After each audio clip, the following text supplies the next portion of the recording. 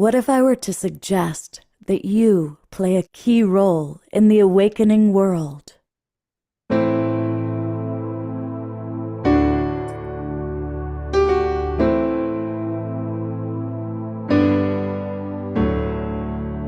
that you are watching this because you have heard the call.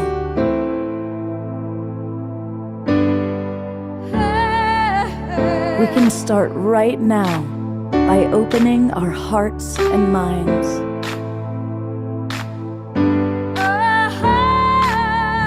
Welcome to the awakening world.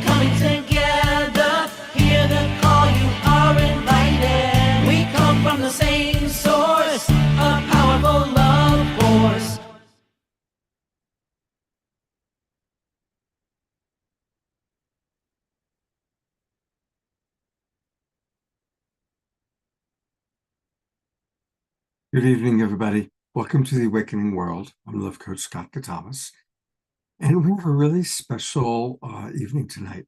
We're going to learn all about integrative medicine with somebody who has made a very big impact on a lot of people that we know and love. So in a moment, we're going to meet Dr. Tara and her friend and colleague, Dr. Lawrence Freitas. But I certainly want to invite those of us in the Zoom room, if you are interested in getting some support and you're willing to share any health issues you're facing, you'll get some wonderful suggestions from these two wonderful beings. But to get us rocking and rolling, we're going to turn it over to my co-pilot, our beloved Omashar.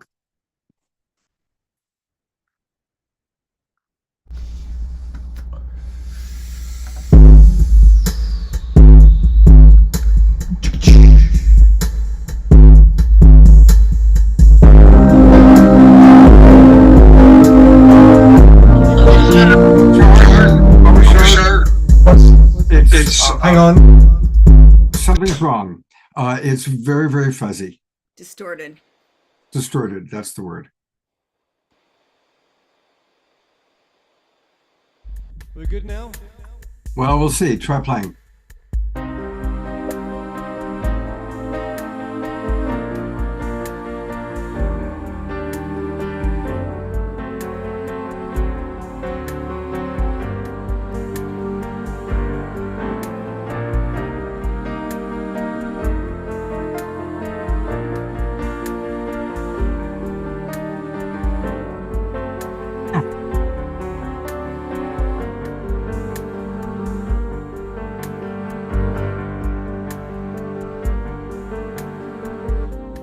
Nothing in my life's the same. It seems my world is falling into the dust that gave it birth.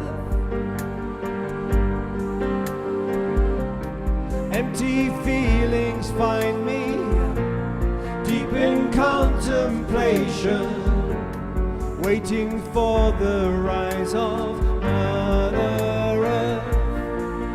And we are we've come here for, and we all feel that our hearts are true, and together we will make it home, and we'll trust to love once more.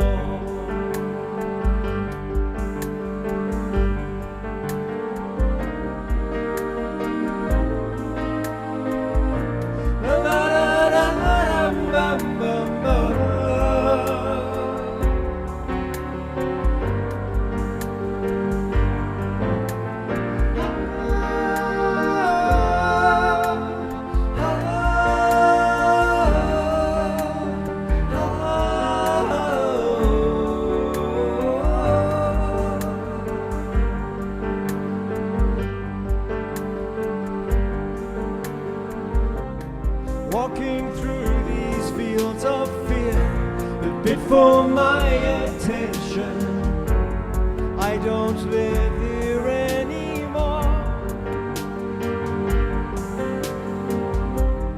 I surrender to the flow. It gives me new direction. All there is to do is trust and fly. And we all know what we've come here for. And we all feel that our hearts are true. And together we will make it home. And we'll trust to love once more. Y sabemos a lo que vinimos. Es sincero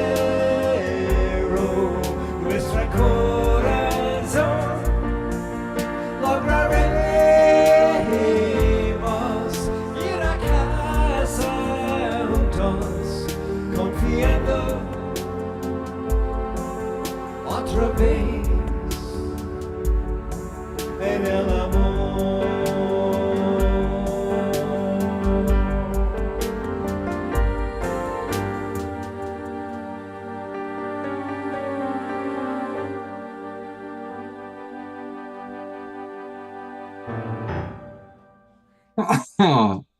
Let's go to gallery view, everybody.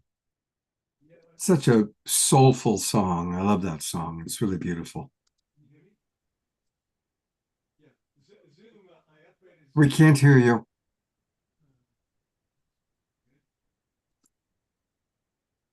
I upgraded my Zoom before the show and they've changed all of the audio settings. And Oh. I'm working it out on the fly. Yay.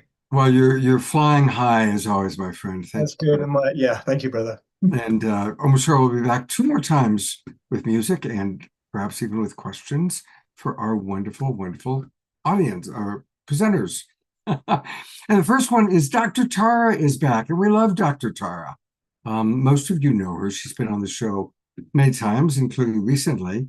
But for those of you who are watching on Facebook and YouTube and seeing us for the first time or seeing Dr. Tara, she is the assistant professor at Weill Cornell Medicine, the medical school of Cornell University. And she's the director of the New York Presbyterian Hospital's Eating Disorders Partial Hospitalization Program. She maintains an eating disorder practice on the Upper Side of Manhattan. And she's also very involved with many of us because she created, along with our good friend Alan Steinfeld, the Consciousness Club. And the Consciousness Club is a wonderful gathering of people. So I've gotten to know her that way, as well as having her on the show where she shared her wisdom with our audience. And she said, Scott, you got to do a show with the man who changed my life. And to introduce that man and tell us a little bit about him, the star of the show tonight, here he is. Take it away, Tara. Hi, Scott. Thank you so much for that lovely, lovely introduction. Yes, I was on faculty at Cornell's Medical School, which actually plays a key role in our story and narrative tonight, which is to say that I was there in New York about 5 years ago on faculty at Cornell. Since then, I have co-founded an AI tech company called Una, which I'll tell you all a little bit more about. But I was very, very sick physically while living in New York and working in the hospital. And I had an autoimmune disease that nobody quite knew what it was. My colleagues at Cornell couldn't help me. I had access to all of the best Western medical doctors and facilities. And I, like so many people, have a story where I was simply going year after year to get these expensive tests done and procedures done, and nobody was really getting to the root of why I was so sick. Nobody had a diagnosis, nobody had a plan. So it got to the point where I think I was maybe 35 years old, and I had all of these polyps, 38 precancerous polyps that left unchecked would have turned into cancer. And I had a session with a very good friend of ours. Her name's Kelly Fisher. She's an intuitive healer.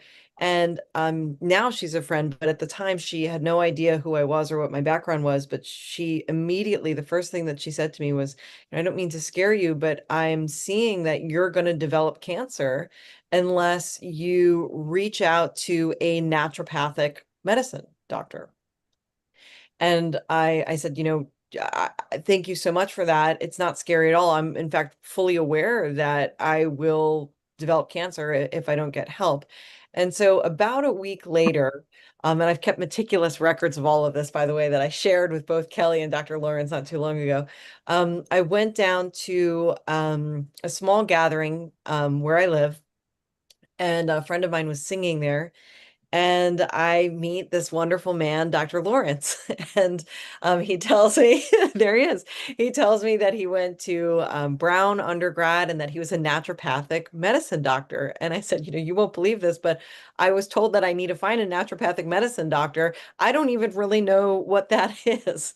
Um, and so while my friend was singing on the stage, I perhaps somewhat rudely was just fully focused on Dr. Lawrence and all of the wisdom that he had to share. And I thought, this man is brilliant. I've been around a lot of brilliant doctors, but nobody quite kind of gets the full picture of health like this guy. So we started working together, and I won't spoil the rest of the story, but that's that's the background of how I came in to meet Dr. Lawrence, and I'm so honored and thrilled to be speaking alongside of him tonight. And so, Dr. Lawrence, over to you for your introduction. Sure. Yeah, my name is Dr. Lawrence Freitas. I'm a naturopathic doctor. I'm also a licensed acupuncturist, so I pull in a lot of Eastern philosophies as well. I should probably, yeah, my accolades are like I went to Brown and I went to medical school. I went to UC Berkeley for public health and public policy. So that also just really influenced kind of my trajectory into this practice. So I went into medicine later in life. Um, I basically knew I was called to do this kind of work at a young age, pretty much in high school. Like I knew I wanted to be a doctor of some sort. It just was nothing was really fitting very well for me. I saw a lot of holes in kind of the medical establishment and how people were treated. I thought about massage, I thought about acupuncture, I thought about Reiki. I did do Reiki too, so I have that in my background. So was really open to a lot of things, but nothing really pulled together for me what I think naturopathic medicine was kind of the umbrella for how I want to practice. So it really kind of helped me. And I'll tell you a little bit about my spiritual journey to this. Like I know it was called, but I had no idea about naturopathic medicine. I didn't know what it was. I had no exposure to it. I didn't, this is before integrative medicine, there was the complementary and alternative medicine. I knew a little bit about that, but I knew no one who really practiced that fully. It was just a kind of piecemealed. And so I got really sick as myself, and I was actually hospitalized. And it was probably like MRSA. It was probably a staph infection that I thought I was going to be on my deathbed. I was in the hospital for 5 days. And it never went away. So it was like skin infections basically. And they just kept giving me antibiotics. After antibiotics, I lost a lot of weight. I got really sick. And then finally, I was at home recovering, and these signs kind of came to me. So things like the billboard light was out, except for one shining on the word natural, and running into people who were talking about healers and people who are practicing medicine that was really transformative. And I was like, that's the way I want to practice. Like, what's that? Then finally, it came to a head when I told my sister, I'm like, I need to go and practice medicine. Like, I need to heal myself. I need to help people. It's kind of getting to the point where I need to figure that out. And she was like, oh yeah, you want to be a naturopathic doctor? No problem. And I looked it up and went over the tenets of of practicing this kind of medicine, being this kind of doctor. And I was like, sign me up. I'm going. And I was 35 at that point, Tara. So I began that journey basically. And I before I went to medical school, I did go see a naturopathic doctor who basically got rid of my MRSA. So I never had problems with it ever again, helped me get my health back and stuff. So I was like, oh, sold, like no problem, hands down. So, it's not always that transformative, for everyone in the audience, like, but it can be a really powerful tool or sets of skills that we have as naturopathic doctors to help people. Yeah, so yeah, that's my story. Yeah, it's an amazing one. I love that that sign, literally and figuratively, of natural, right? Like that being the only thing that lit up on the billboard, and that kind of signaling you in this direction. We get signs like that. We really do. Mine was a little bit more literal. And an intuitive, tapped in person said, find a naturopathic medicine doctor, because some of us, we need a little bit more blunt of a message. The subtle ones would have gotten lost on me back then. So yeah, and it's such a blessing that you are in the position that you're in, Dr. Lawrence, and really saving lives, saving my life for sure, and helping so many people. Scott, I'll kind of defer to you on the structure here, but I'm happy to kind of go into a little bit more of my story and then pass it back over to Dr. Lawrence. Does that sound good? Yeah, and we already have some questions that have come in. So Great. let's share a little bit more and then we'll get to some of the questions. Wonderful. So essentially, my journey began on Valentine's Day, where I went in the morning to see Dr. Lawrence, and I said to him, I said, I think that this is going to be the beginning of a very important healing relationship together. On this day, and he kind of looked at me. He was like, whatever, this is a weird thing to say. But essentially that kickstarted a full diagnostic process where Dr. Lawrence was able to look at my gut microbiome, what was going on there, what was going on with my hormone fluctuations, what was going on literally in the mitochondria of my cells. He looked that closely at how my body was functioning. So what he had discovered through something called the GI map, which maps your gut microbiome, is that like Dr. Lawrence, I actually had MRSA as well in my gut. And this was not detected by any of the Western medical doctors that I had gone to. And so there was MRSA, H. pylori, a whole bunch of other harmful bacteria that essentially was creating inflammation throughout my entire body. And that inflammation, if left unchecked, would have again turned to cancer. So what he was able to do for me, which absolutely changed my life, was prescribe a set essentially of 3 separate tools, we'll say. One, a biofilm dissolver. So all the critters in your gut microbiome, they can lodge themselves into the lining of your gut. So you can take an antibiotic, but if those critters are lodged in that biofilm, they're not going to be touched by it. So the first thing is to break down the biofilm. The second was to give antibiotics to clear out the gut. And the third was to repopulate it. So after we had done the first GI map, we did a second GI map after the antibiotics, and we were able to see what bacteria that are considered good had been wiped out. And then he prescribed specific strains of bacteria. One that's coming to mind is Akkermansia. And this is not a good bacteria that you're going to find, for instance, in yogurt, like acidophilus. It's a specialized probiotic. And so he cherry picked the aspects that my biome needed. And after that process, all of my health conditions went away.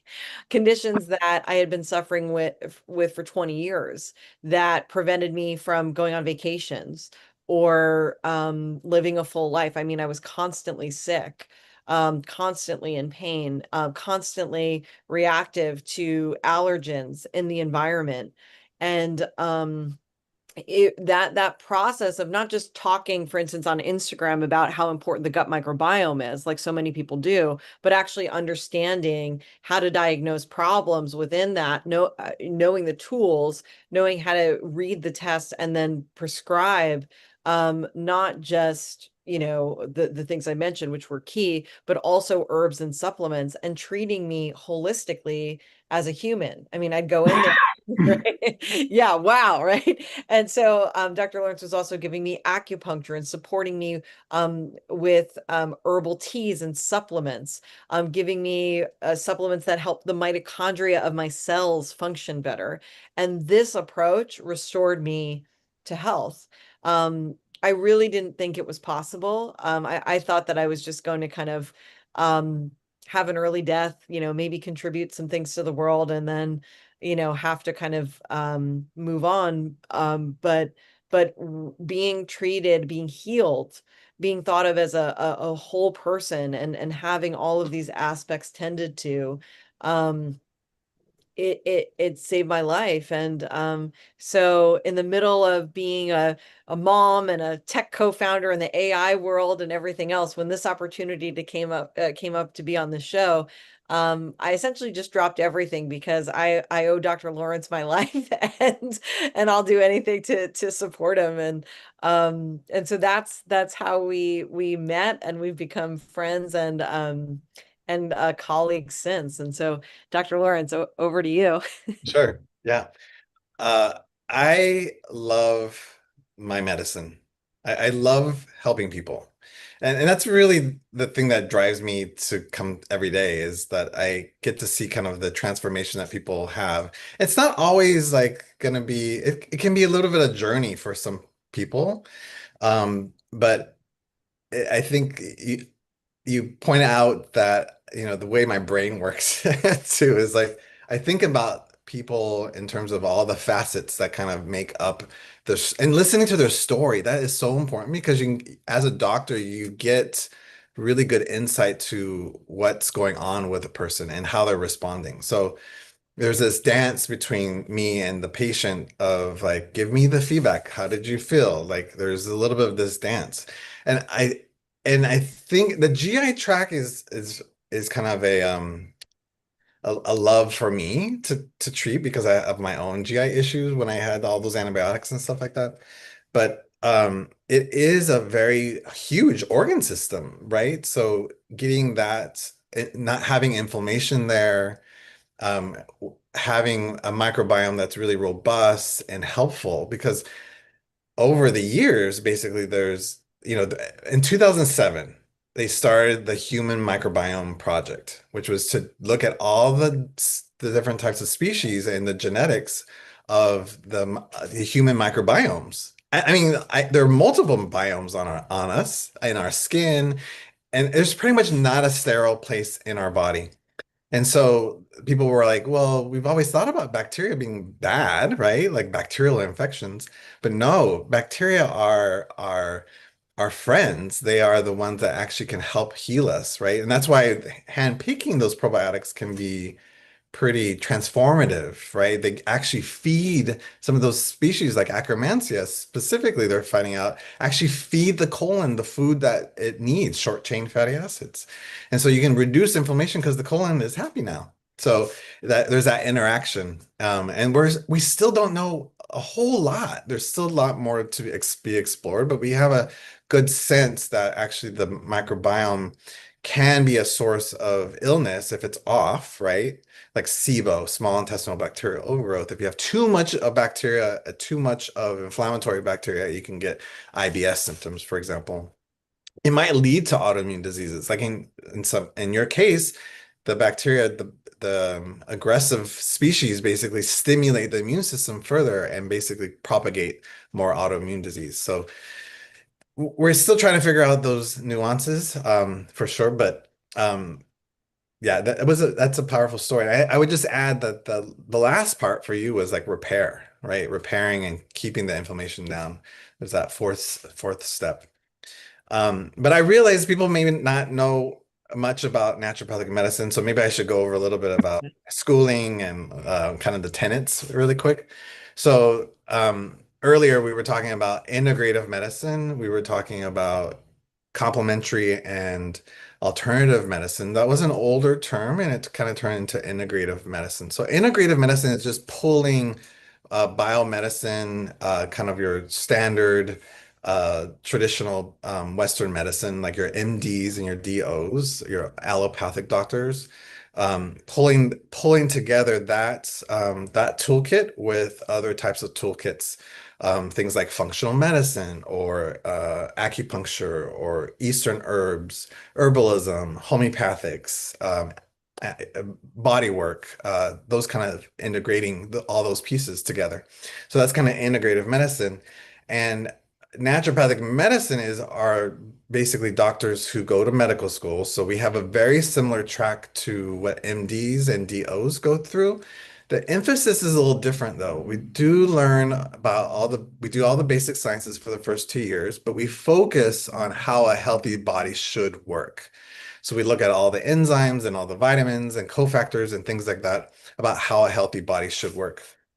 Whereas in MDs and DOs, and overgeneralizing here, they look at that too, but then they focus a lot on pathology. So they're really good at finding when something is really wrong for the most part. Well, not all the time, as Tara kind of pointed out. Like if it's complicated, it's hard to figure that out. And then we spent a lot of time in medical school the last 2 years in the clinical aspects, but we spend like a year and a half, almost a year and a half with nutrition. So, MDs and DOs will probably spend a week or two at most with that. We learn homeopathic medicine, we learn herbalism, we learn about pharmacology of the herbs, but also of medications. We also learn physical medicine, similar to chiropractic approaches as well, and physical medicine like other like ultrasound and maybe TENS units and things like that. And then also manipulation with massage and things like that. And then of course drugs, and then we learn about surgeries, of course, but we don't perform those. So that's and then some of us go into a residency program. I chose to get employed and I did a year and a half at a integrative pain clinic in Palm Springs. And that was great. And I met some colleagues, and that kind of led to me meeting Tara through Hillary Hamilton as well. So it's funny how our little circle kind of like got connected that way. So that's And Dr. Hillary Hamilton, for those of you who don't know, she's Joe Dispenza's right-hand woman. So she runs the Inner Science Research Fund for Dr. Joe, and she helps to organize so many of his events. Excuse the background noise, but it was Hillary Hamilton who essentially connected Dr. Lawrence and I because they worked together for many years before Hillary was with Dr. Joe. So our healing community is so strong and growing, right? And the title of this show, right, is about miracles, and miracles come in all different forms. And certainly there are so many miracles surrounding Dr. Joe's work and Dr. Lawrence's work as well. Mhm. Yeah, so just and I think the tenets thank you, Tara. I think the tenets of naturopathic medicine might be there's some overlap with biomedicine doctors. So, but their toolkit is different than ours. So we would prefer not to use high, toxic interventions first. We would prefer to see if we can get the body to heal itself, maybe do some lifestyle things, and if not, then maybe we have to use some herbal interventions, and we kind of go up the therapeutic scale, we call it. So you get a little bit more aggressive if the person's not responding. And then finally, surgery should be the last thing on people's mind, not the first thing, for the most part. But basically the tenets are just guides, and this is what really spoke to me to go into naturopathic medicine, is that first, do no harm. So that does overlap with allopathic medicine there too. We try not to hurt people, and that can be just not through the medicine, but also through not, maybe dismissing someone's symptoms or belittling them, things like that. Like a lot of people have experienced not feeling not heard by their doctors, and that does harm, right? That's not part of the kind of the healing relationship. And then at the core is the power, the body's the healing power of nature, basically. So that within us, within our spirit and our biology, we do have the power to heal, but also that the plant world, the world around us, could also help heal us as well. So there's a power there that we can leverage. And basically, we can maybe remove some like toxins and things like that to help the person heal, or we add some supports from the plant world, right? As well. So then also from the medical standpoint, I have to think about identifying the root cause of what's causing the person's problems. So if I can get to understanding what the root cause is, then I can do an intervention to help resolve everything that they might be experiencing. So that's an important piece too. We can't always get to the root cause. Like in Tara's situation, they weren't sure what the root cause was. I knew what the I think I knew what the root cause was, and I guess I was right. And that was the microbiome and the GI tract. So, and I was like, yeah, I think that's probably the connection that this bacteria, these inflammatory bacteria, are stimulating the antibodies for the autoimmune disease. And so if we can get those to calm down, replace with the good guys, it can be really helpful. And then docere is the root Latin word for doctor, which means to teach. So it's really important for me and in my medicine to teach people about their bodies and what their labs mean and how that's connected to their symptoms. And then, of course, Tara said we treat the whole person. We try to see all the facets, the environmental facets, their spiritual facets, their mental, emotional facets, but also their nutrition, how are they sleeping? All those pieces are really important to understand how to treat the person and what they value too. That's a huge piece, what they care about. And then, of course, we're all about prevention. So if we can prevent disease from happening, great. Let's do those things now to prevent cancer, prevent heart disease and things like that. So that's kind of the tenets of naturopathic medicine and how it applies. And those were, all the tools that I told you about in medical school that we learned are the tools that I use and employ. And the field is really diverse. Like people practice really differently. Some people focus on the mental health, and some people specialize only in GI or only in cancer. I don't focus that much on all those things because I think the medicine is so powerful that I can help most people for the most part. But I let people know when I'm a little bit out of my range and have a conversation with it. And most people are just like, well, you listen to me, I know you'll figure it out. So, and I kind of do. That's exactly it, right? So a lot of people talk about lifestyle factors and understanding all of these different facets, but my experience is that Dr. Lawrence actually, actually addresses those things and knows how to do it and listens and figures it out, which is not what you get in the Western medicine world. So yeah, really, just to back up everything that he's saying, that's the approach. That's the winning approach. Hey, Scott. Hey, this is wonderful. Thank you. I want to read just a couple of comments and then we've got several questions for you. Okay.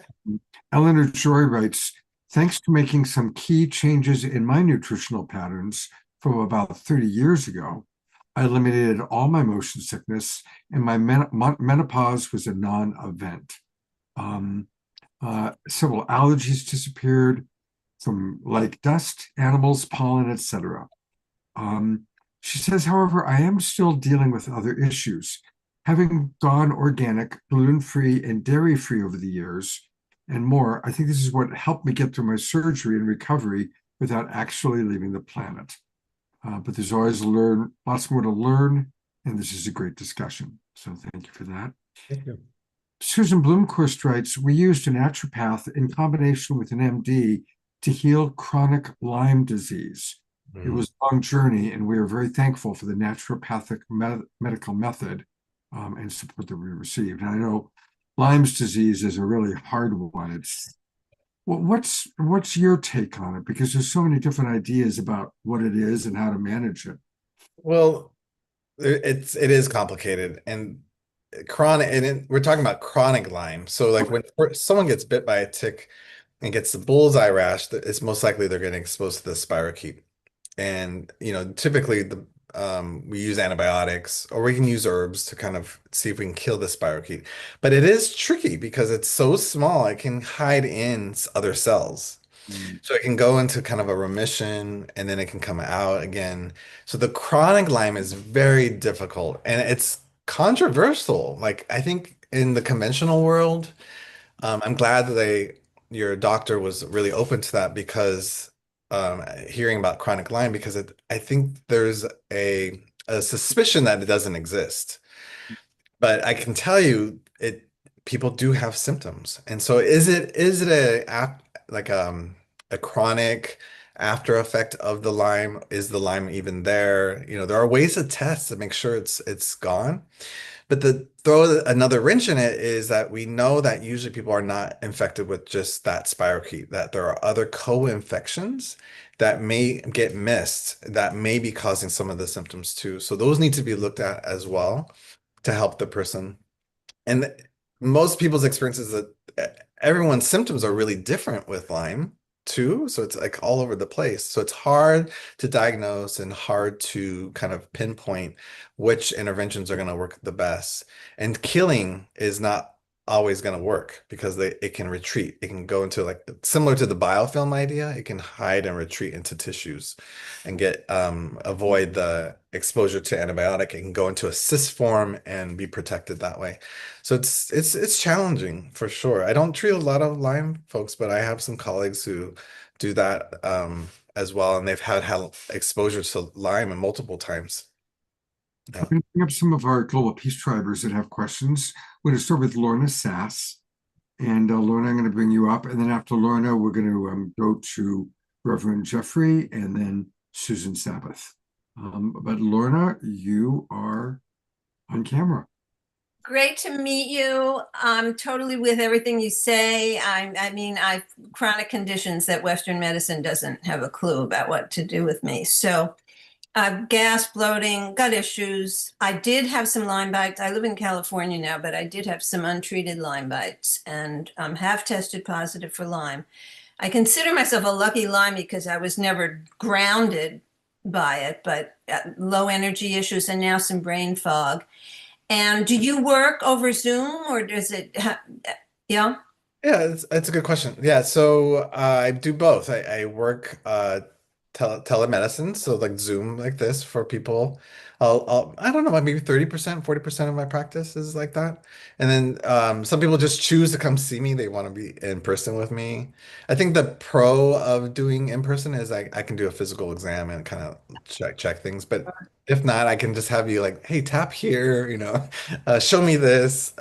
There's some ways to work around that. Yeah. I guess my question is, how would you proceed with someone like me? And I have Hashimoto's. So my sister was born celiac, my brother was autistic, so I'm sure there's a lot of genetic stuff going on as well. Yeah, I think you've already narrowed it down for me, but usually when I do an intake, I kind of ask questions and generally like what you've been struggling with. I kind of do a head to toe assessment, meaning, the brain fog, checking respiratory symptoms, GI symptoms, muscles, skeletal systems, urinary system, making sure that if there are any symptoms to make a note of that because it might be related to something else, right? So, uh, just ruling out things and ruling things in are important. And so you mentioned Hashimoto. So Hashimoto's is that autoimmune disease where the antibodies attack the thyroid. So I always track those antibodies. It's not conventional medicine to track those antibodies, but when they're high, the thyroid's inflamed, right? In general. So there's ways to kind of treat the inflammation of the thyroid. The thyroid is kind of like a canary in the coal mine. It's very sensitive to inflammation. And so with Hashimoto's, your hormones, your thyroid hormones could fluctuate and it might be difficult to treat that. And that can contribute to the brain fog. It can contribute to weight gain and, just skin problems and as you know. Yes, And unfortunately. you did mention the GI tract, so that's important because it's such a huge organ system. Some people with Lyme exposure do have GI disruption. Mm. Don't know if the microbiome gets disrupted because of Lyme or if it's something that's just happening separately, but there tends to be some GI symptoms of like IBS symptoms. So those are like gas, bloating, loose stools. You can also have constipation. You can have alternating constipation, heartburn, and just like kind of joint pain can be it and brain fog. So those are and depression, anxiety that comes a lot of times with that I as have well. those too. Yeah. I always, and if you have any GI symptoms for the most part, I always try to encourage you to do the microbiome testing because just to see what's going on in the microbiome. So that test that Tara talked about is not just looking at flora, looking at the bacteria, but it also looks at function markers too. How much inflammation is in the gut? Is your pancreas actually working the way it's supposed to help with enzymes? Is the bile production good? Are you missing key species that would be an anti-inflammatory? Do you have too much bacteria that maybe are linked to, based off the research, to other autoimmune diseases? And then is there any kind of recycling of hormones that or toxins that might be going on from the GI tract because it can't eliminate properly? So that GI map test is my preferred test, but there's some other good microbiome tests out there as well that can look at those kind of data. And then I will also say H. pylori infection. So that's a bacteria that Helicobacter pylori lives in preferably in the stomach, but also can be in the beginning of the small intestine. And that can be really inflammatory at really high amounts. It is linked to stomach cancer and ulcers, right? I think in the 80s, the doctor who discovered the H. pylori drank a bunch of H. pylori and said, now I have an ulcer, and then treated it with antibiotics. So I think he got a Nobel Peace Prize for that one. That was brave. Maybe unethical, but that's an important piece too, right? To make sure that the GI tract is completely working. You shouldn't have bloating. You shouldn't have constipation. Should have diarrhea. You shouldn't have any pain in the GI tract. So those are red flags for me that something is amiss and needs to be acknowledged. In Chinese medicine, that's the earth element. So that's your like foundation. Earth is like you build everything on your earth, and it's represented by your flesh. And so it's an important piece to kind of think about. Yes, was there something else? I forget. That would be one piece of it, and then making sure the inflammation for the thyroid, make sure your hormones are adequate. And then I'm on the thyroid meds and I just hate being on them. They just feel like Band-Aid therapy. yeah, that's where the antibodies are important. So anti-thyroglobulin and TPO, uh, thyroid peroxidase enzyme. There we go. I pulled it up. Those are two markers of Hashimoto's. That's how we know it. Conventional medicine doesn't do it because the treatment is the same. They don't see the utility in tracking the antibodies. I do because I know it's clinically related to the inflammation part. And there are ways to bring down those antibodies. So selenium can be added, and then myo-inositol can help bring down the inflammation. Yeah. What does that What's say? that last one you mentioned? I don't know that one. Myo-inositol is like we use it a lot for hormone regulation, but it's kind of like an amino acid that is going to be anti-inflammatory. Wow, that sounds great. Yeah, it's in that class. Yeah. Thank you so much. It's a pleasure to meet you. Mhm. Thank you, Lorna. I'm going to bring up Reverend Jeffrey, then we'll hear from Susan, and then we'll take a music break. But here is our beloved Reverend Jeffrey, who's got a question for you. Okay.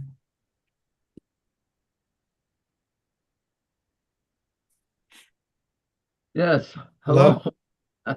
You mentioned ultrasound. Oh, Well, yeah, that's what that is. Yeah. uh, so I was listening to the conference of International Conference on Consciousness, and Stuart Hemmerhoff was telling about how ultrasound is the best treatment for Alzheimer's. Oh, interesting. Yeah, I mean, he was like very negative about standard procedures for treating Alzheimer's with the drugs that he considered useless. But I guess I didn't know how to, and you can get these inexpensively at Walmart, but I didn't know exactly have a protocol or how to go about using it, either for prevention or for health or, um, how could, exactly. I didn't have they don't give you a method for how to use this or a protocol. And I didn't know if you knew anything about ways to use it Oh, yeah. for your health reasons. Oh yeah, good. Yeah. So this is the device that you have it's not like the ultrasound we use to look at babies. This is different, but it's the same technology. So that is a ultrasound that is vibrating at very high frequency. So you can't hear it, but what it I does is it some vibrates. Well, you can hear it turn on, but it doesn't make a tone. It isn't like a dial tone or something. it's kind of a funny sound. Okay. Yeah, so you don't want to, okay, so one thing is you don't want it to don't turn that on when it's in the air. That's the first thing. Because that vibrating plate will like shatter. Basically, it's vibrating so fast. It needs to be pushed against a tissue or something. Yeah, and then typically we use like a gel, like kind of like aloe gel, and so it can slide. It came with it. Come with your gel. Yeah, so we use the ultrasound. I don't know about the Alzheimer's protocol. I'll have to look into that, but it makes sense that they might be looking into ultrasounds to break up plaques and the tangles and for Alzheimer's. I wouldn't be surprised. So with that ultrasound, you put the gel on and in an area that's sore or it's inflamed. And so it's kind of like what it does, it heats the tissue underneath up. But you have to constantly move it. You can't keep it over the same area. It'll overheat that tissue. So you have to kind of slide, like say it's your forearm or I don't know, bicep, forearm, and you just kind of slide back and forth, making sure you'll make contact, turn it on, slide. Be careful over bone because if it vibrates the bone, it could, do some damage to the bone. And you don't want to bounce off the tissue either because that'll hurt the plate inside as well. But you just do it for like about 5 minutes, and you'll feel the tissue actually warm up because the vibration itself is going to be stimulating the water cells. And so it can be kind of like a heating pad effect. Um, some places that I've had it done is like over the elbow for tendonitis, right? Tennis elbow. The bottom of my bottom of the feet for plantar fasciitis. You could also just do it over sore muscles, like if you did a hike or fell down or something like that. It might feel good to do it over an area that's been hurt. I wouldn't do it over the brain because the bone is too close. It's not going to really penetrate into the head. It's not recommended. I wouldn't also do it over places like your eye that are really soft tissue, over a uterus or maybe the ovaries or bladder. So I would just do it on muscle for now. You might need to get muscle areas, tendons are okay, but not over bone. It'll hurt. It might hurt you, They basically. had different sides, but they said the temple would be, I heard, might be the place for to use. Yeah, I don't, I don't, I need to look to see what type of ultrasounds they're using because the one that you have would only penetrate up to the bone. Like the ultrasounds may not reach the brain. So it might just be here. So there might be a special type of ultrasound that they're using that would go past the brain or the bone to get into the brain. I'm not sure. But it would, I mean, it would improve circulation into that area. Yeah, there's a temporal muscle here. It's good for tension. That would be good for a headache. Well, wonderful. Good to know that this. I'm still curious about, yeah, what Stuart Hemmeroff was talking about. He was very high about this as a treatment for Alzheimer's, and how would you do that? Because you have to go into the brain. Yeah, that would be the question. But they are using sound, and they're finding out like the healing frequencies of sound, um, and trying to apply it to medical applications. So it's really interesting. I don't know a whole lot about it, but it's something I've been interested in. And I use sound in some of my like acupuncture, using tuning forks and things like that. It can be really soothing. Yeah, Yeah. yeah, sound is, yeah, a big part. I hear a lot of people are getting deep into the sound healing. Well, thank you very much. I appreciate the information. Yeah, thank you. That was really interesting. I'll look into that. And we'll see a lot of Jeffrey on Saturday night. He's one of our presenters, so we'll see you then, Jeffrey. All right, Susan Sabbath has a question. She can't turn on her camera, so but go ahead and unmute Susan and ask your question. Hi, Lawrence. Thank you so much for taking my questions. I really Yes. appreciate it. What specific tests are you recommending for the GI? And this is in regards to digestive issues, Oh, okay. gas and bloating. Oh, excuse me, the test we were talking about was called the GI map. So that's a microbiome comprehensive test. And that's from a specialty lab called Diagnostic Solutions.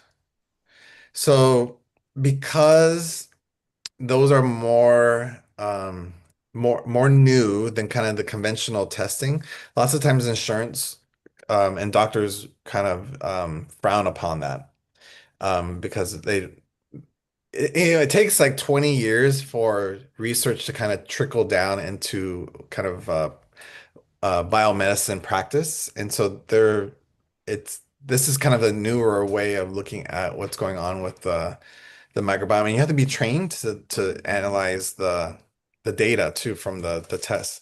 But it's called the GI map by Diagnostic Solutions. Okay. I have symptoms of inflammation, pain, fatigue, brain fog, and non-restorative sleep. Do you Oh. have any suggestions?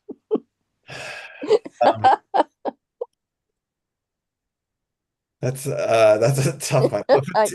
Fatigue is probably one of the most difficult things to treat because there's so many things that could cause it. I mean, you nailed some of them. I always think about the fundamentals. I tell my patients the pillars of health. Basically, it's staying hydrated. You got to stay really hydrated to keep like inflammation down because it helps flush out toxins from just living. So that's one thing that you can always do. Making sure you get a diversity of fruits and vegetables in your diet. If you can tolerate that, you might have some trouble with it if you have GI problems. But the colors of the rainbow you want to try to incorporate into your diet because those compounds are anti-inflammatory automatically. Especially the reds and the purples and the blues. Those are really powerful, but don't discount the other colors as well. Yeah, this I know. Okay, good. What can I do regarding non-restorative sleep? Right. The sleep was my next point. Making sure, adults typically need about 7 to 9 hours. Maybe not everybody. There might be outliers for that. So when you say non-restorative sleep, is it because you're not sleeping enough or you're waking up in the middle of the night? I don't ever feel refreshed. Ah, okay. So, I'm tired all the time. okay. What time do you go to sleep? I don't want to admit what time I go to sleep. Let me ask you this way. How many hours of sleep are you? 7 to 8. Okay, 7 to 8. Yeah. All right. So waking up unrefreshed could be a number of things. It could be like a kind of a sleep disruption. There's like patterns in your sleep. So like Fitbits and Apple Watches can kind of you can look at a circadian rhythm or a 90-minute REM wake cycle. So making sure that you're actually getting into those cycles. So like there's a deep part, and that's the most restorative. And if you're having too many dreams, like too much REM, you might be having some imbalances there. So that might be one thing. Two, um, sleep apnea. So, or not getting enough air when you're sleeping. So if you've been told you snore, or if you kind of wake up raspy, or you find yourself like your snoring wakes you up, those might be signs that Not, you might yeah, have. not to interrupt, but I had a sleep study test and I have um, positional sleep apnea. So Mhm. as long as I'm sleeping on my side, I'm okay. If I'm on my back, then it puts me into mild sleep apnea. Yeah. So even I was gonna say even the mild. So apnea means that the airway closes up and you can't get any air, right? Right. Even mild amounts will cause your oxygen to drop. And so that puts a lot of stress on the heart and cardiovascular system. So it has to overwork and then try to wake you up to breathe again. But there are these things called hypnic episodes too, where you're actually getting air, and maybe this is happening on the side, but it's not moving, you're not moving enough air to keep up with the oxygen demand. And that it can be really tiring as well. So that could be a possibility. Unfortunately, we don't have a whole lot of treatments for sleep apnea. I mean, you could play the didgeridoo 15 minutes a day. I think there's some evidence for that, playing a woodwind or like a brass instrument for 15 minutes a day too helps improve the tone of the back of the throat and tightens those tissues. I You know, wanted to, not, sorry, I don't mean to interrupt. Um, can you recommend any supplements that help with deep restorative sleep? um, Yeah, so okay, so if we assume it's not like a hypnic or apnea, and you're getting enough oxygen, there's ways to check that, by the way. You may want to consider so sleep hygiene, right? That is a really important piece. So making sure that you go to bed at the same time, wake up at the same time, that I your do that. Okay, good. And that you don't have like distractions before you go to bed as well. And keeping the room like at a cool temperature so that not too cold where it wakes you up, but keeping it cool helps the rhythm of those 90 minutes of REM wake cycles. Um, yeah, so look into that sleep hygiene kind of research information. You can just type in sleep hygiene and that'll give you some good pointers. And that's all the lifestyle things because lifestyle can really make a big dent on your sleep quality. Supplement wise, that's a little bit more challenging because some people may respond well to low doses of melatonin, for example, to help with the sleep quality. I like using a number of herbs potentially that could be helpful to improve the sleep quality and improve the stress on the heart. So things like hawthorn or melissa, valerian roots, chamomile, skullcap, catnip, holy basil, those kind of things might be really nice for the nighttime routine, especially if there's disruption in the sleep. And then the daytime would be more like adaptogenic herbs might be really helpful to kind of help with stress of Like the ashwagandha. yeah, ashwagandha is in that class, rhodiola, ginseng, Eleutherococcus, the holy basil also is in that class. Those are some really maca root would be nice as well. That might help with the kind of just reducing cortisol, so that your sleep quality might improve.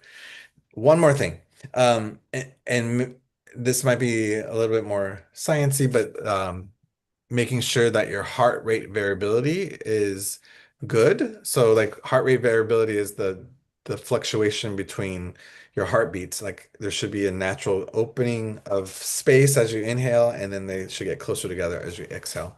So you should have a really robust heart rate variability. And so there's like apps for that. And if your heart rate variability is low, it might be a stress on your body, and so you don't get good quality sleep. So that might be another area potentially to look at. Meditation is and I- exercise are the best things I for. do lots of that. Good, good. Thank you, thank you, thank you so much. Much love and gratitude. Yeah. Good luck on your journey. Thank you. This is wonderful. I'm really appreciating it. We're going to go to Omashar in a moment for music. But since we're talking about sleep, I'm pretty lucky. I sleep well. I take my melatonin every night. Mhm. Is it true that is it okay to do it every night, or does the body develop a resistance to melatonin? It's not like other hormones.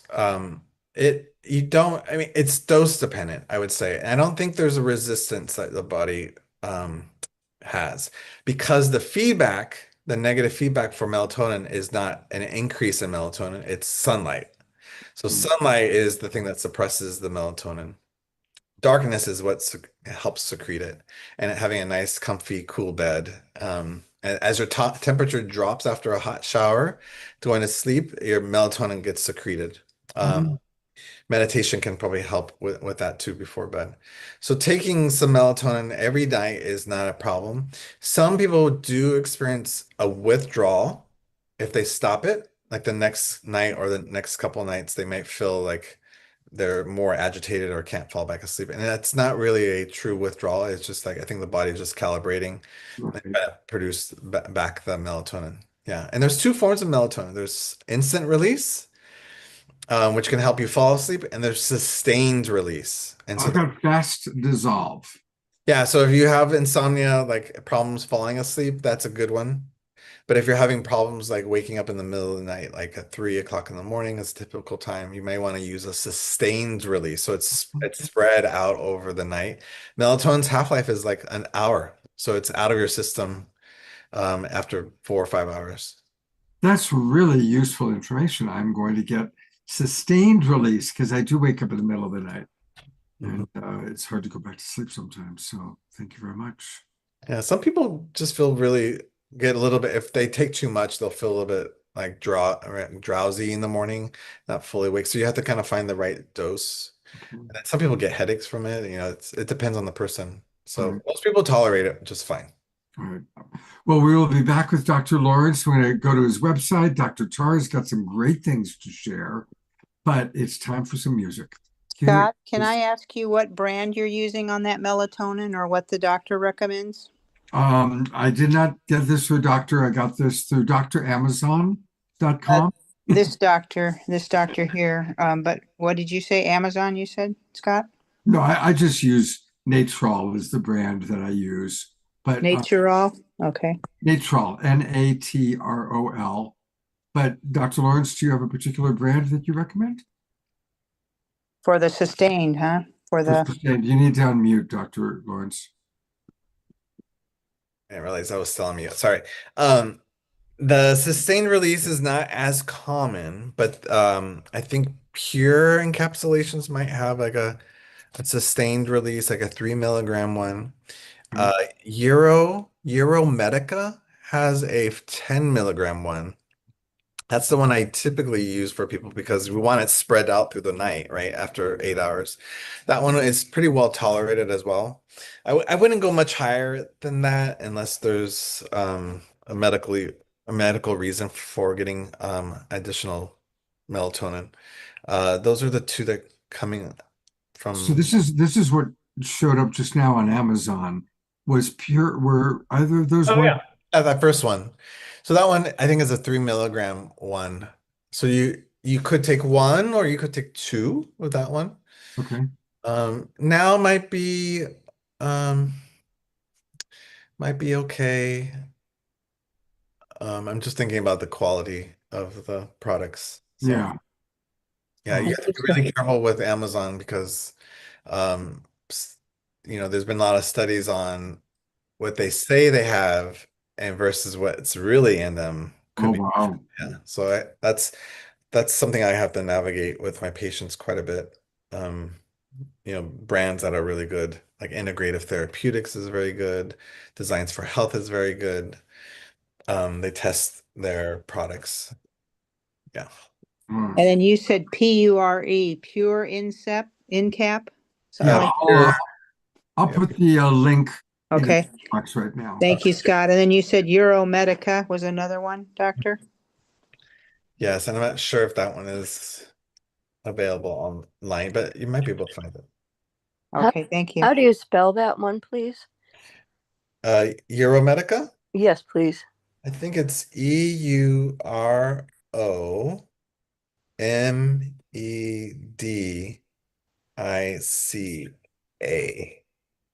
Thank you. I haven't heard of that one. Yeah, pretty sure that's the name of it, but I'm tempted to go look in my medicine cabinet.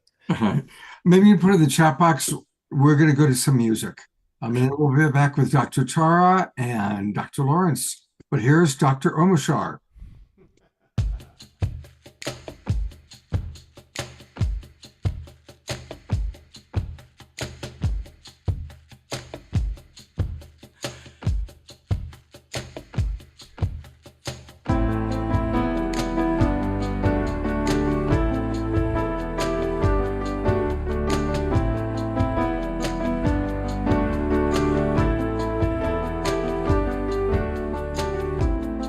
Let me shine a light inside, and I'll show you where your truth resides.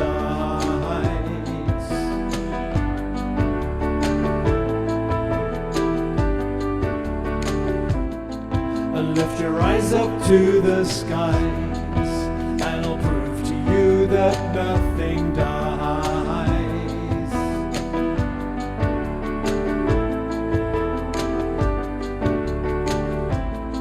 Together we will rise again, and we'll make amends for what we've done.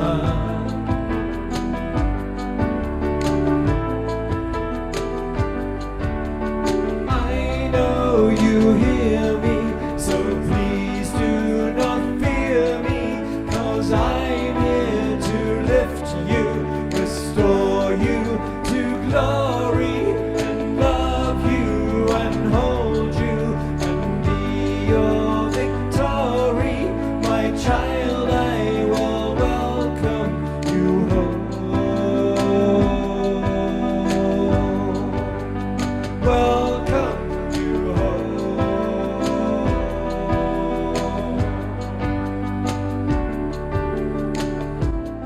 So let me take your hands in mine. As I look at you, your spirit shines.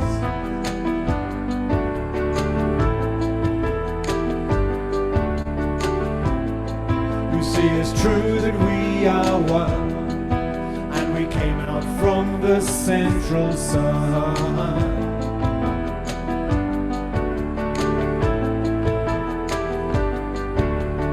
I know you hear me, so please do not fear me, 'cause I'm here to lift you, restore you to glory, and love you and hold you and be your victory. My child, I will welcome you home. Welcome you home.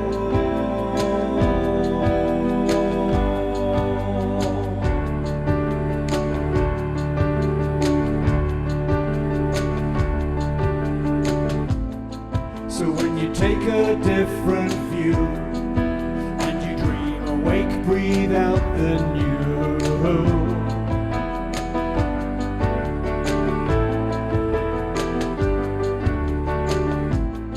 The world will come alive again as we dance and sing and make new friends.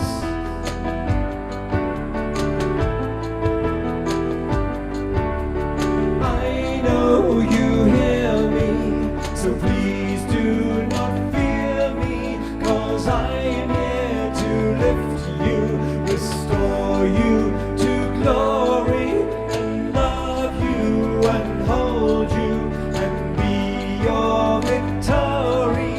My child, I will welcome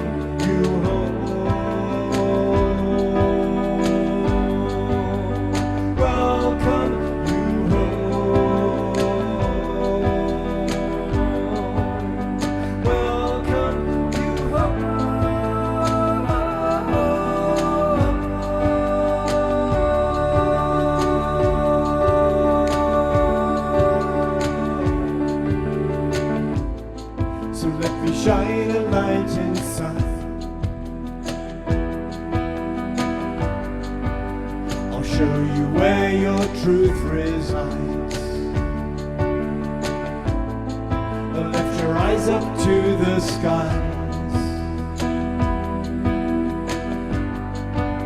I'll prove to you that nothing dies.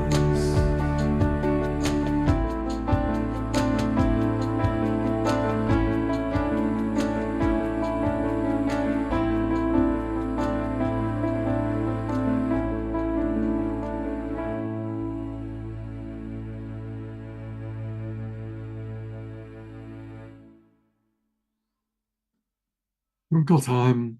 Thank you so much.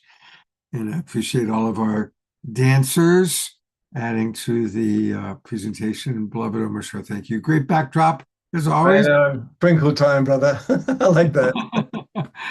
All right. Well, we're going to go back to Dr. Tara and Dr. Lawrence. And Dr. Tara put together a doc, which I'll pull up. I've got it pulled up for you, Doctor. Where are you, Tara? Where are you hiding? There I'm she is. here. Hi. So I'm going to pull up the diagnostic, and maybe you can tell people a little bit about what we're looking at. Sure. So essentially, when we get one of these reports on our gut health, this is what it looks like. To me, this was absolutely world-changing, mind-blowing. I sent it to my Western medicine doctor. He's like, I have no idea what to make of this. And he's a very smart man, but this is the test that has all of the bad bacteria cataloged, all of the good bacteria cataloged. It shows, yep, exactly these markers here, IgA, zonulin. My zonulin was very, very high, which is an inflammation marker. And so being able to actually measure the degree of inflammation in my gut and understand why it's inflamed, that that was really mind-blowing. So I wanted to kind of show that visual, so that it's so clear that there's concrete advice, there's concrete directions that you can go. And for me personally, after 20 years of suffering with that autoimmune disease, to have that objective data was the thing that gave me hope. So I wanted to share that here, and let you know that there are all sorts of different measures like that are available in this world. And Dr. Lawrence, in terms of cost, I see some questions about cost. I'm vaguely remembering, but I think that it'd probably be better for you to answer that question. Just so people know, like in some states like Oregon, for example, a naturopathic doctor can order it and hope if they take insurance, can bill the insurance. So some of my colleagues are able to do that. So some of that cost can be reduced. I don't think Medicare will reimburse that, but if you have another type of insurance, it might be covered. The cost out of pocket is, I think, almost $400, like 390 or something like that. With that zonulin marker. So that test that we just saw actually had antibiotic resistance analysis. So that adds another cost, I think maybe $60 or so. And then the zonulin is another $60 as well. So the zonulin I always do, because I want to know if someone has a leaky gut. So if the integrity of the intestines are doing pretty well or not. And it's just an indirect marker of you probably have heard of leaky gut. So that just means that the cells are not watertight and they're allowing, food particles or toxins from bacteria, but potentially even bacteria into close to the immune system. And so we don't want to see that. We want to see that kind of be watertight. The cells in our intestines decide what goes into our body and what does not. So that's supposed to be intact. But you can see that, yeah, it does look at pathogens, but it's also looking at the normal flora groups and what they're, and I know what a lot of what they do, but that last second to last page was really helpful for me, because then you can see like there's inflammation or you're not digesting very well. Okay, that's an easy fix. Maybe you need enzymes to help break down the food, and that's why you're feeling bloating. I will say one more thing. So IBS. So if you've been diagnosed with IBS, there's different types. There's mixed patterns, which has alternating diarrhea with constipation. There's constipation type, which tends to be more constipated, and then diarrheal type. All of those are in the umbrella of IBS, but we know from the research that a big chunk of that is a dysbiosis or imbalances of the flora. So that can be a big cause of the IBS. It's not, it doesn't capture everything, but catch. Traditionally, if you go through a suspect you should ask to do a libido test, a small intestinal bacterial overgrowth test to rule that out. It's a little different than the GI map. I don't do that much anymore. Sometimes I'll do that to confirm. Lawrence, I'm coming in for a moment because I think your internet has been drinking. All of a sudden, you're sounding a little bit broken up. Yeah, your internet got funky. If you can maybe either close programs or if you have Okay. kids watching movies on the same internet. But yeah, we want to have the complete Lawrence experience. While Lawrence figures that out, Right. we are going to learn more about Dr. Tara because she does have a really wonderful opportunity for us. I'm going to pronounce it correctly, as tempted as I am. It's una.io, and it's all about mental health reimagined. Please, Dr. Tara, tell us about it. Sure. So Una is the world's, I would say best, but I'm a little biased, but the world's best AI-powered mental health coaching app. So there we are down there, me alongside my three co-founders at Una. And what we've done is we've built a very high value, low cost, scalable solution for mental health access. So essentially, if you want a therapist, right, there's such a big process that you have to go through to get one. You're in a crisis, you want help, you reach out. Maybe you look on Psychology Today to find a therapist, you email 10, maybe one gets back to you and they cost $400 an hour, this kind of a thing. And so what we've done is, we've used AI to create this tool that helps to curate essentially a therapeutic type experience for you. It's a mental health support experience that teaches you various skills that you might need to communicate interpersonally effectively, to set boundaries, to be mindful, to tolerate distress, to regulate your emotions, to help curb the oppositional behavior of your children, etc.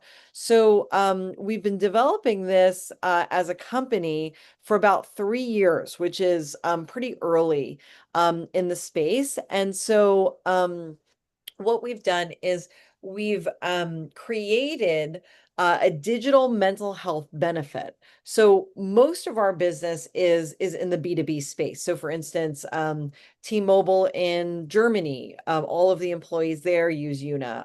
Amazon employees in Maryland and much more broadly now will be using Una. The Amazon delivery drivers have Una on their phone. So for instance, instead of going to smoke a cigarette when feeling dysregulated, they're opening up Una, learning skills to regulate their emotions for the first time. And we're getting really fabulous results back.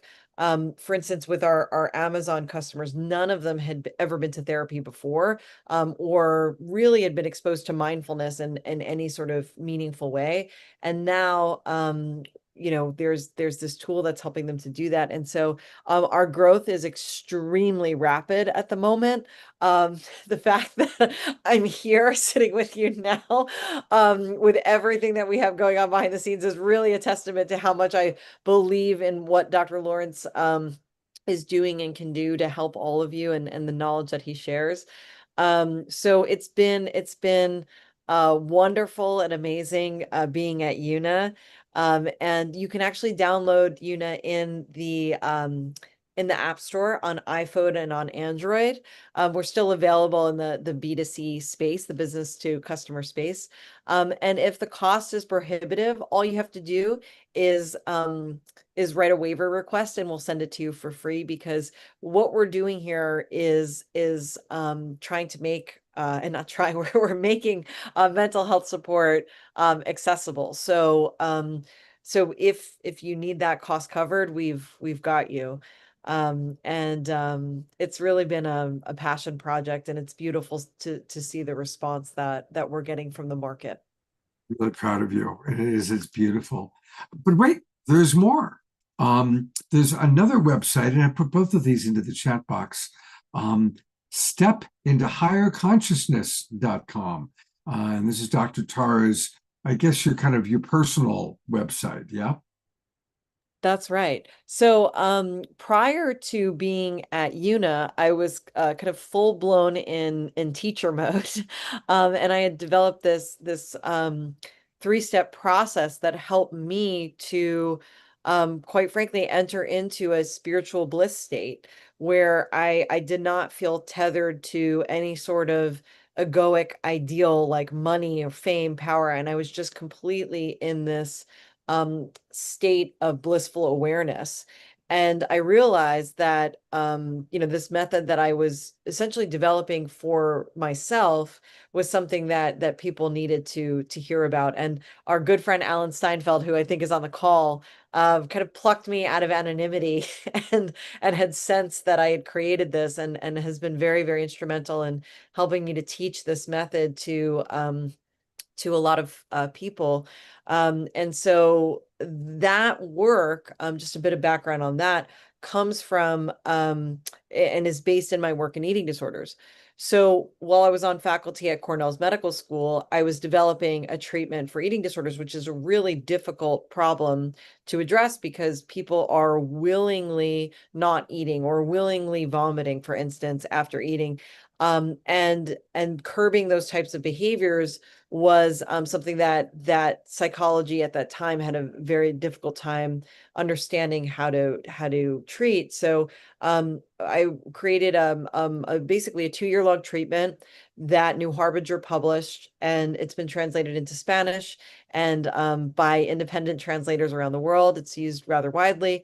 And so the basic principles of understanding how to move out of chasing an ideal of thinness served as the backbone for a broader understanding of how to decouple ourselves, our consciousness, from these ideals that are rooted in a fear of not being enough, not being thin enough, not being wealthy enough, not being powerful enough. And so with this meditative practice, and getting into this bliss state, I was teaching that. And then all of a sudden Una came along in the most synchronicity-esque of ways, and have been on that path since. But that work in raising consciousness and decoupling from egoic ideals, it's present before Una, it's going to exist after Una. And so I still teach in a small way those meditations, but we'll be doing much more of that, I would say, in the coming 2 years. Beautiful. And again, I'm going to go to the website one more time because it's worth really checking out her 3-step method.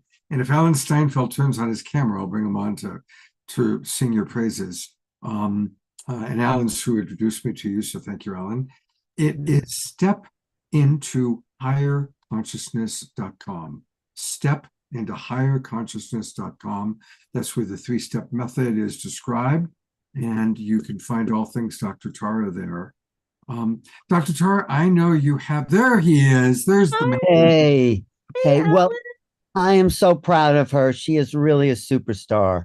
And Lawrence, you're just a medical genius. Thank you for being out there and saving our friend's life and helping all the people that you help. And that's why I love going to San Diego to see. I think I have more friends in San Diego than I do in other places. But yeah, Tara is an explorer of new realities for sure. My camera's a little foggy. But anyway, thanks for doing the show, Scott, and highlighting some really important people in the world. So, Absolutely. And thank you. And check your text. I'm going to send you a text message about a date okay, right now. we're going to do a making contact, and maybe we'll get you on that too, Tara. Okay. Thanks, Scott. Talk to you Thank soon. you, Alan. Talk to you soon, buddy. Bye. See you, Dr. Lawrence. Tara, I know you have a beautiful child waiting for you. So you are now officially released to going from Dr. Tara to Mom Tara, or whatever your mom name is. And we'll hang out for a few more minutes with Lawrence. Thank you so much, Scott, for having me here. It's just an honor and a pleasure. It's just so beautiful for me as an individual to see Dr. Lawrence in action, helping so many people. There are so many kernels of wisdom that this man has and that can help so much of us, so many of us. To see it unfolding here, I've had the N of one experience where I've been the recipient, but to see it kind of writ large in this way is really something. And I think there's something here. I think that we need to do more of this. Yeah. That more people need to understand what naturopathic medicine is, what the power that it has being outside of the medical system, but having knowledge of the medical system where you can still prescribe if needed, but you have a whole host of tools at your disposal. The world needs this. So thank you so much, Scott, for providing this platform for us and for Dr. Lawrence to share his brilliance. Yeah, and actually, Dr. Lawrence, I'm going to book an appointment with you because I have not been to a doctor because I kind of shun the medical system. I'm a rebellious kind of guy. But I'm going to be 70 in December, and I probably should, check things. So you're the guy. I want to work with you. So I'm going to schedule a time with you. And Dr. Tara, thank you for insisting that we do this, and it worked out brilliantly. Go forth and go, Mom. Yeah. All right. Thank you. And Dr. Lawrence, I'm bringing up one of our most beloved global peace drivers. This is Connie Baxter Marlowe, and she's got questions or a question. Hi, Dr. Lawrence. Hey, Nice to Connie. meet you. It has been fun listening to all your information. And yeah, it's beyond my purview. I'm not that in touch with my body. My husband is, and so he's going to be listening up so we can really grok what you have to say. But I'm having pain in my abdomen on the left side, and I've had a CAT scan and an ultrasound, and they're not showing anything. And the doctor has recommended that I have an endoscopy and a colonoscopy. Okay. I don't know if I should go ahead and do that, but it's intermittent and it actually creeps around my whole abdomen. Like tonight it was over on the right side, but usually it's on the left side. So anyway, just wondering what it could possibly be. So if it's on the left, there's a couple of things, especially lower, like toward the hip, right? Getting kind of down there on the soft belly. Usually when people have pain there, it's usually diverticulosis, right? So I'm not sure if that would show up on the CT, but a colonoscopy would probably show that. So those can get inflamed intermittently, and that can lead to some of that pain. On the right, and there's something else too. So the colon comes down and makes a sharp turn, right, to get down to the rectum. So sometimes those valves, those turns might be related to kind of the stool moving, and then those valves might be a little bit inflamed as well. So there could be some inflammation there in general. And then on the right side, lower right side, is going to be where the small intestine attaches to the large intestine. And so there's a huge U-turn that has to be made, and there's a valve there. That valve sometimes gets inflamed. There's also the appendix nearby. So sometimes people have like low grade, it's not like appendicitis, but it's like inflammation in that area because of that transition zone. So it's not unheard of. And so things that can kind of contribute to that is like constipation, not enough fiber, gas, bloating in those areas can be problematic. You may not even perceive that to be the case, um, but yeah, the colonoscopy would probably see those areas and take a look at those. You want to just rule out some of those structural problems. And if that's not the case, then it's going to be more functional, meaning that it has something to do with the digestion and the contractions, the peristalsis, right? The intestines have to squeeze to push things through. And if there's any kind of low-grade inflammation there, that can cause some pain. It could be something else nearby too. What else is there? There's the hip. There's ovaries, there's a uterus for you. Bladder is not too far away too, so there could, maybe some structures there. There's also ligaments in the back and the front, connective tissue as well, and then also lymph nodes. That's the other between and the augmentum, right between the intestines that hold it all together and attach it to the spine. There's lymph nodes there. And so if any of those are swollen, you can experience pain as well. And that would be more of a sign of maybe the bacteria or some kind of low-grade infection potentially. Hard to say. Yeah. Aren't any other symptoms of constipation or gas or bloating, or there's no Mhm. other? Yeah, so you just want to make sure that there's nothing structurally wrong with the intestines and the valves, first of all. And then if that's not the case, then make sure there's no low-grade inflammation that would cause pain. Um, and then work from there. Those would be the first places to How think do you about. know about low-grade inflammation? How do you Um, they can see that on the colonoscopy potentially. seen anything on either the colonoscopy? Oh no, the colonoscopy, yeah, because I had a CAT scan and a ultrasound. So Yeah, you and the colonoscopy and the endoscopy then. yeah. It is one of our best ways to actually see what's going on, at least from the inside. I'm wondering if there's actually something else going on, like on the musculature or something like that that could be causing that but the colonoscopy is the best way to make sure that the tissue's okay and healthy. All Yeah. right. Well, thank you very much. I'm glad to have that advice because I didn't know if I should go ahead with it or not. Yeah, then they should talk to you about the risks and the benefits for sure. There's not usually complications from colonoscopies, but there is a small chance and small risk of they overinflate the intestine to look at it. So that's probably the biggest risk that most people have. And then also the clean out process is also not pleasant. No, I know. I've had several before and haven't had any Mhm.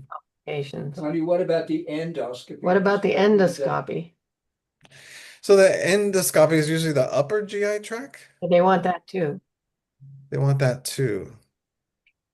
That's But strange. When should I, is there no upper GI problems? not, I mean, like heartburn or, no, nothing. So huh? I'm not sure.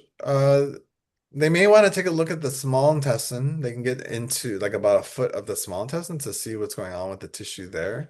But that's like higher up. That's like the above the belly button. So I'm not sure what they're hoping to find or what they're going to be looking at, especially because most of your symptoms are lower. They uh like celiac disease, inflammatory bowel diseases, those need to be ruled out. I'm sure they've done that, but I always say that, but then sometimes they don't. So yeah, I don't know if they have or not. yeah. So So it's all about the workup and asking your symptoms. I'm not sure what they're looking for up on the upper endoscope. But you're gonna be sedated, and so they'll probably each of those takes only like 5 minutes or so. So if that's what they are recommending, they must be thinking about something. uh-huh. And what did you say that should be ruled out that they probably did, but I don't know if they did or not. Oh, just you make sure that there's no like celiac disease, there's no inflammatory bowel disease. It's not likely what's going to be the cause because it usually would be more like the whole abdomen might be more inflamed and you would notice foods aggravating these areas more and things like that. So they just need to rule out those kind of diseases. Um, Okay, well, thank you very much. yeah. Well, good luck. Yeah. Thank you. Well, Dr. Lawrence, thank you so much. And while you were working with Connie, I have scheduled an appointment with you for Oh, Halloween Day, Friday the 31st at 2:45 p.m. So I'm excited about that. Yeah, I haven't had a checkup in a long time. So so thank probably don't have any labs or imaging that you need to have me review beforehand or yeah, I decided to get a little bit of blood work done, so I'll send that your way. yeah, send it to me and then I can take a look ahead of time and then we'll go over from head to toe. Cool. I look forward to it. Well, I want to let people know how, and people, oh, Carol's asking, do you see people online? Hmm. Yeah, so a portion of my practice is virtual. So we do it like this, where my charting system will send you a link on Zoom, and then we have my intake is 90 minutes. So we're really going in depth about what's kind of ailing you. So it's over video, yeah. And that's what I'll be doing. I'll be doing that on Zoom with you. Mhm.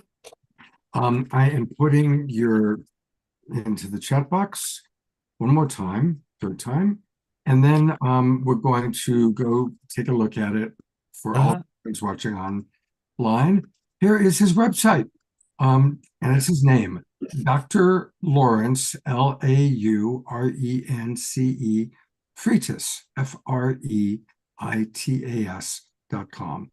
Just do what I did, click make an appointment, and you can get going with this amazing doctor. Oh, Doc- thank you. oh, thank you. I first of all, thank you for helping my friends, helping Connie and all the different people that you've helped. Thank you for educating us. Is there any last words of wisdom? So a couple things. Somebody in the chat room was asking if there's spiritual causes for physical illnesses, and I think so too. I think I didn't finish my tenets, but mental, emotional, and spiritual wellness can impact someone's quality of life for sure. And so I think some of those kind of practices around spirituality, meditation, maybe some spiritual practices can be really transformative for some people. So I think that's an important piece.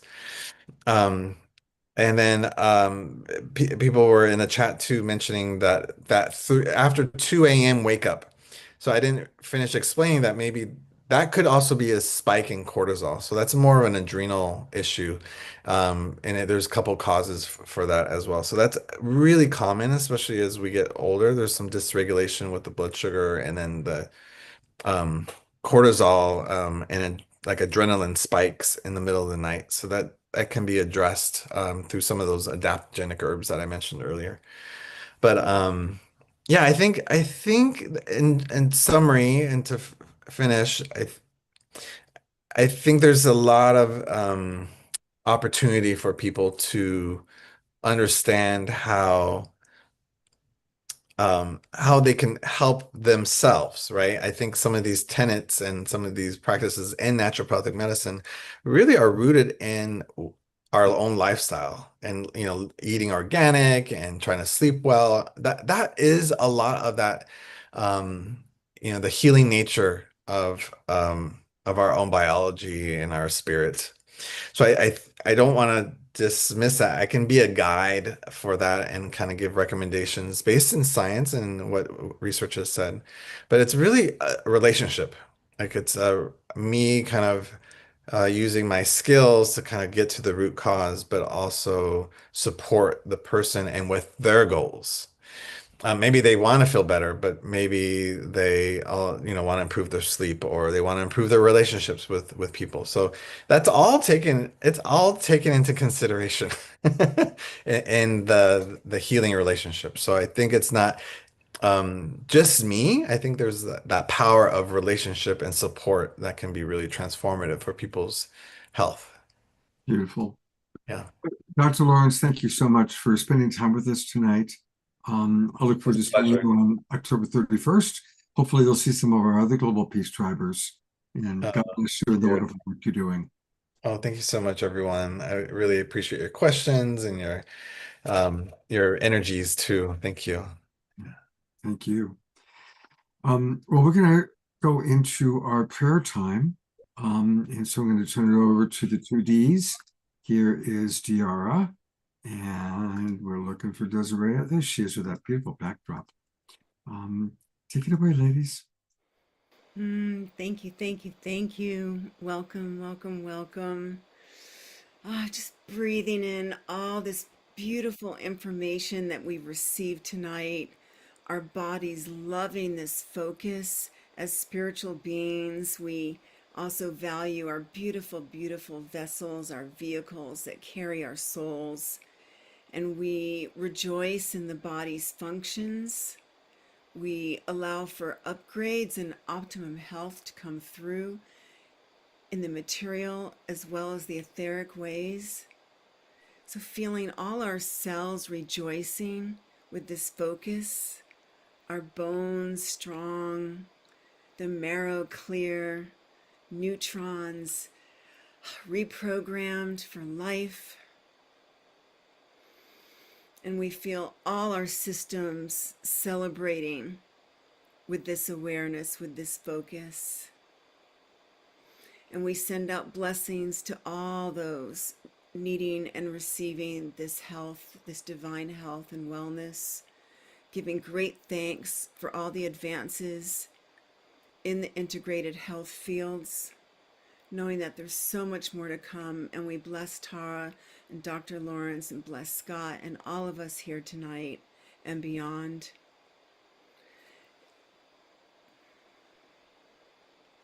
I'd like to bring in a little bit of light language as well. This is bringing our wishes up to the divine. So if you have a wish at this time, just go ahead and say that.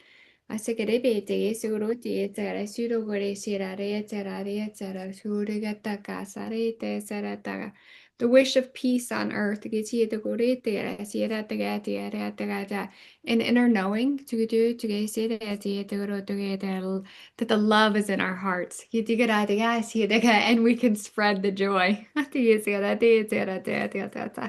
Thank you for all that you do and say. As we come together as one, from my love from my heart to yours, and all around. Thank you. Maximum grace, maximum health. Thank you. Thank you both, ladies. You're both so beautiful. Thank you very much. Well, I'm going to show you what we've got coming up because we've got three really fun shows all planned and decked out, including a Sacred Sunday show. So on Saturday night, Reverend Jeffrey does it again. He is bringing his friends from the farm. Have you all heard of the farm? It's one of the most famous intentional communities. It started way back in the 70s. Two of the original founders, Douglas and Deborah, are going to be with us, and the current president, James, and a few other friends from the farm. And of course, Omar Shar will be blessing us with music. So that's going to be this Saturday night. And then we've got a Sacred Sunday show. It's been a while since we've done the Sacred Sunday show. It's going to be at 11 a.m. and I will be coming to you live from Reno, Nevada, where I'm attending one of Tangila's SoulSearch Enlightenment Expos.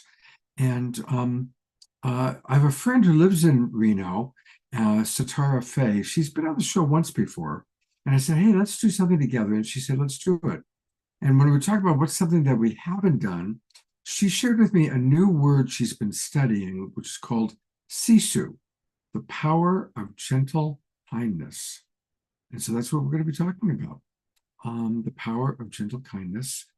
It will be Omashar's last show with us for a few weeks. He's off to England to be with his mom. So please put into your calendars Sunday, October 26th at 11 a.m. Pacific time. And I will put that Zoom room link into the chat box in a few minutes. And I'll also send out an email to all of our subscribers. And then finally, just want to let you know that next Wednesday night, we've been doing the show now for 5.5 years. So we have annual things, and we are doing our annual Sacred Samhain show. And I've got some really cool people lined up for it. So definitely make sure you're with us a week from tonight as we prepare for Sacred Samhain, All Hallows Eve, the Day of the Dead. And it's going to be a very special show. So that's what we've got coming up on the Global Peace Tribe. But wait, there's more. Our beloved Omashar has become a central part of humanity's team. And I'm going to turn over to Omashar to share with you about what's happening this weekend and then to lead a closing song. Yes, indeed. And I said to Scott a couple of weeks ago, I've got over FOMO because there's only one of us here in many individualized forms, right? And so therefore, if I can't be somewhere, I know there's another aspect of my being that's there. However, I saw that Sacred Samhain show and I thought, I want to be there because it looks so fun, and which is very cool. And we'll see how it is. What time do I have to get up? I don't know, 2 a.m. to tune into that one in England. But Humanity's team this weekend, starting on Friday morning, are doing something called Awaken the Divine Within.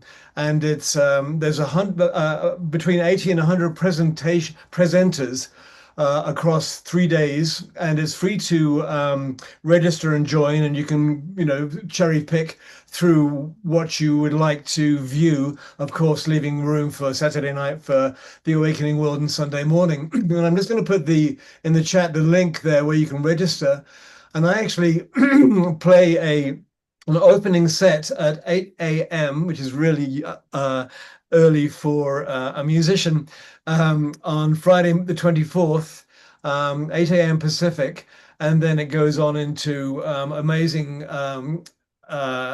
presentations from Deepak Chopra and Bruce Lipton and Susan Giesman and Greg Braden and blah, blah, blah, all the top shelf people. However, what I'm excited about is I created a little video for it using a technology called Grok. And I'm going to do a screen share here. Basically, I took 3 images. You can all see this screen, right? Yes. Someone speak to me, please. And so there's this one here, Awaken the Divine Within, and it's amazing on the top left there. I'm feeling quite cool about that. And then this one here, another static images, 3 static images, and then this one here, another static image. And what I did was I created a 1 minute reel for it, which I'm going to show you now. But I use Grok, and I want you to look very closely at these 3 static images as I play it, because Grok has done something amazing with it. So I'm going to get out of this one and, oh, hang on a minute. Here we are. And so are you sitting comfortably? We are. Then I shall begin. So check this out.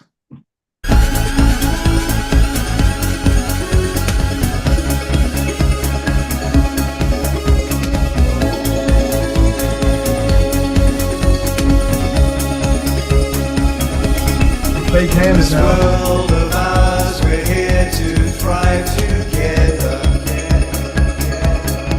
making sure that nobody gets left behind. It's all from static images. As the light of truth clears all the stormy weather, and the mother in us all begins to rise. Through our hearts and hearts we start to know our greatness. As our strength returns, our spirit guides us through.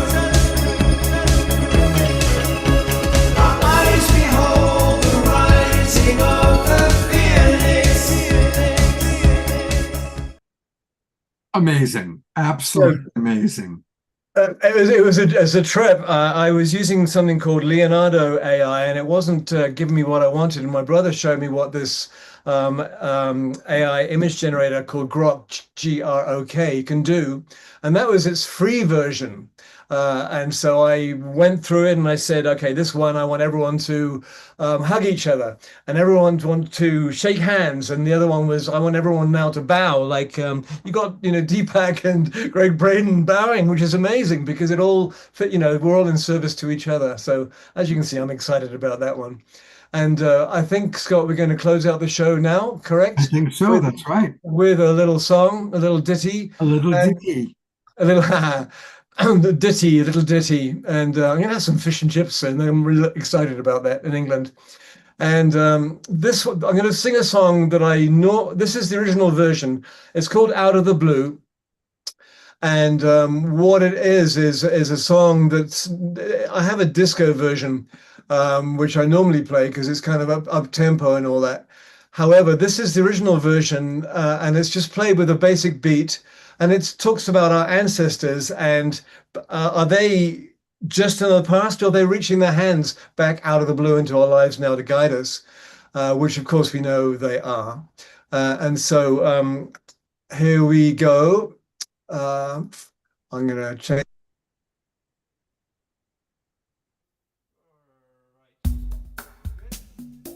Yes.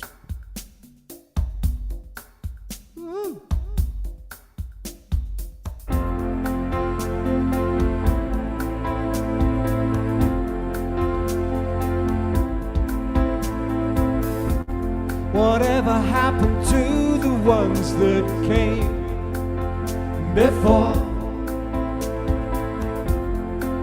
Did they just vanish into the blue?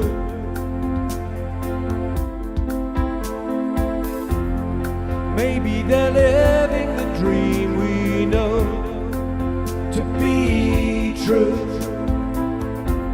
and reaching their hands back out of the blue.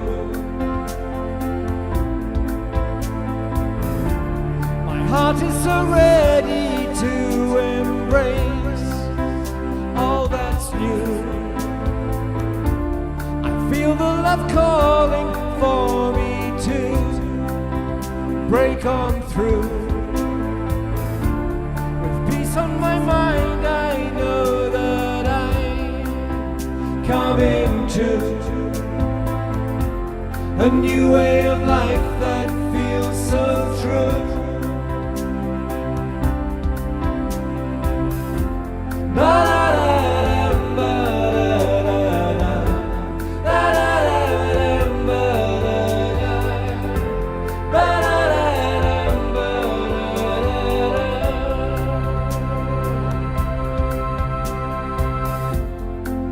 There's nothing here to hold me back from you.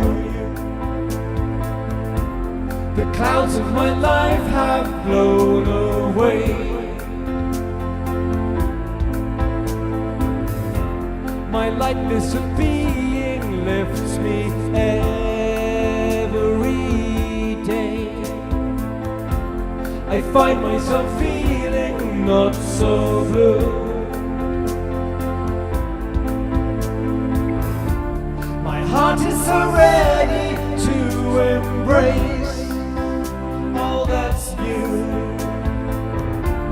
I feel the love calling for me to break on through.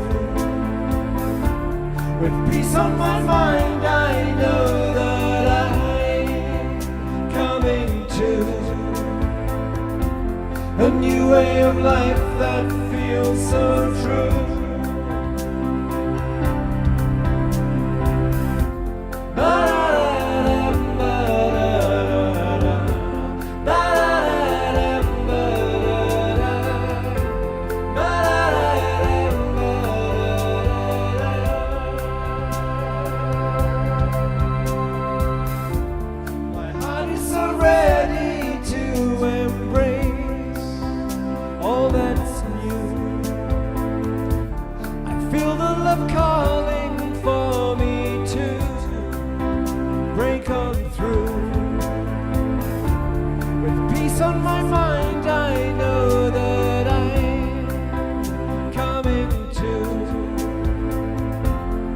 new way of life that feels so true.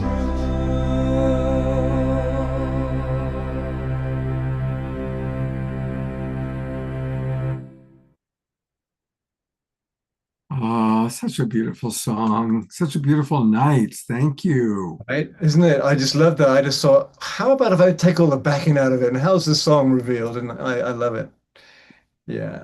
I'm trying to I have a little trouble here. It's my What you need me to do, brother? And thank you, Lawrence. Dude, you rock. I so appreciate your presence here with us tonight. And yeah. Yeah, all of a sudden my clicker's not working. So just Not your clicker. if you could maybe take us to gallery view so we can see. Oh, I've got you that one. I got you view. Here we are. If you get me, you get Jasmine Bear as well.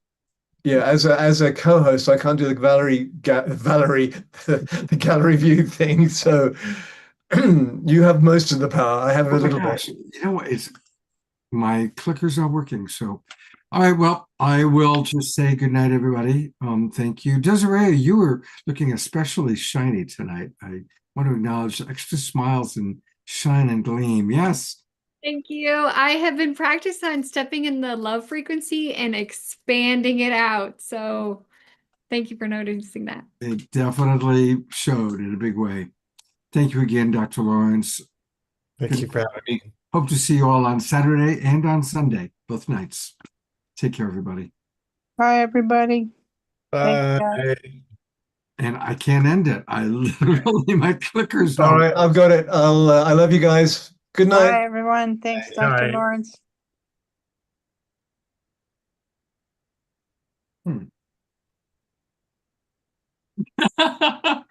We're going to be here for all night. I don't know if my mouse ended or what, but for some reason I'm not able to get anything to work. So we're going to be together until Saturday's show. I hope you got some food and I'm charging my mouse, so we'll see if that does the trick. People may leave if they need to, or we'll stay with Jasmine Bear. And hopefully I'll be able to close this out. All right, let's see if I charged it enough now. We had this happen before. It's not working. Yeah, I can't get anything to click. Try again. Mouse on. Mouse is just not working. Well, all right. Let's see.